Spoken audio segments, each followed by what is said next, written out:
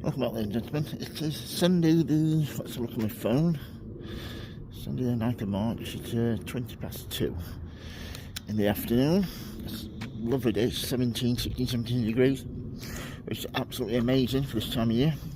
Normally like 8 to 12 degrees. As you can see here, the pivot's still looking absolutely spot on. Come down here, I've got my little mat out. I can kneel down and start doing some weeding. Down here we have lovely primula. This is my perennial geranium, lovely pink variety. Next to that we have my hollyhocks, which are great, which I absolutely love here. These are my daylilies, golden variety. Down here we have some white phlox or stocks, forget which ones they are. And then some more daylilies. This is a purple variety, which is great. And if I have a quick look what's going on, I'm going to just video this and then I'm going to get down on my little mat and start doing some weeding in a bit. Here we have my lupin, which is spot on. Another pink primula next to the light yellow. And these golden ones are absolutely spot on, which I love. Look at those. If we come round here, some more primulas, some more golden daylilies there. The lupins. Then we have here, these should stop me too soon. Down here, this is my hostas. Japanese anemones here, which are coming through nicely. And there's some daffodils, just getting ready for flowering. Peonies down here, which is starting to come through. A bit further down, these are I absolutely love these. Beautiful blue forget-me-nots, blue to purple. They self-seed every year. Have to thin them out, otherwise it would absolutely be covered in them. Up here, this is where I tip all my grass cuttings, and they've been done, and my old compost. Tree here.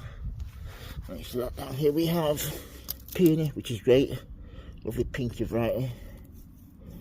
Another hollyhock. Over there, I don't know if you can see those at the back. Beautiful peony just coming to, that's an old-fashioned variety. And we have some bluebells at the back there. Next, some daylilies. And mixed with all this is some oriental poppies. This is a white variety that grew from seed. Diane Joyce have named it. There's a red variety in there as well. Come a little bit further down, some more hollyhocks. These need cutting back in a couple of weeks, and I'll start spraying them, fishing up with rust. If you see this, this is the first with the warm weather coming through. Forget me not, absolutely amazing. Step back here, we have down here crocus, and some daffodils. The crocus are just about going over. Down here we have some more peonies, primulas, forget-me-nots, and then here a bleeding heart, dicentra, which is absolutely amazing, and a lupin there. And if we come a little bit further down, these are looking absolutely amazing. It's a lupin. I'll spray this because this tends to get a lot of caterpillar damage on it.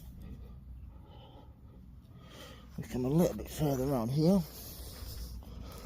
The pot from last year, which has got horrible dandelion in, but that is a foxglove. These are these beautiful agapanthus here. These are grown from seed, so they should look absolutely amazing this year. Down here, some more beautiful flowers. We come along here, we have my climber. This is called cottage cream. The flowers on it Absolutely beautiful, and they're scented, which is great. Get it all in the house. So yeah, the type of poppy, which is absolutely amazing. I think they're pink or yellow. Some more foxgloves here. One there, one there. If we come a little bit further around, some more. These are called Queen Mum. I got these from the Harriet Flower Show several years ago, and some have been grown from seed. Come down here a little bit more.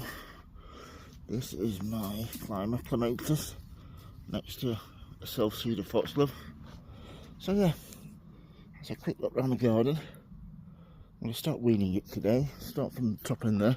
We've not been very well. It'll take me a couple of days, but hopefully I can get it all done. I don't have to get anybody in to do it this year. Yeah, welcome back, folks. Just finished this weeding, which I'm pleased with. I managed to do all the way to the corner there. So yeah, everything's been dug over in between. I only do it like top inch to 2 inch at the most. I don't dig it deep. I don't like to disturb it too much. I like for the soil to keep all its nutrients and all the fungus and the mycorrhizal fungi. It helps the plant absorb nutrients and food and water. But yeah, once it's done like this, I can go around then once a week just with the hoe and the rake.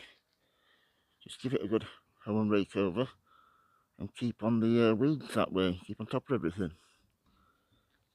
Yeah, this is what I do with all the weeds, just chuck them on the lawn.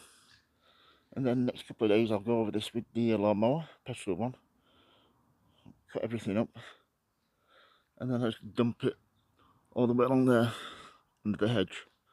After a couple of years I get some really nice soil then. But yeah, just tied it up really nicely. The primulas are looking great. Got rid of a lot of the dead branches.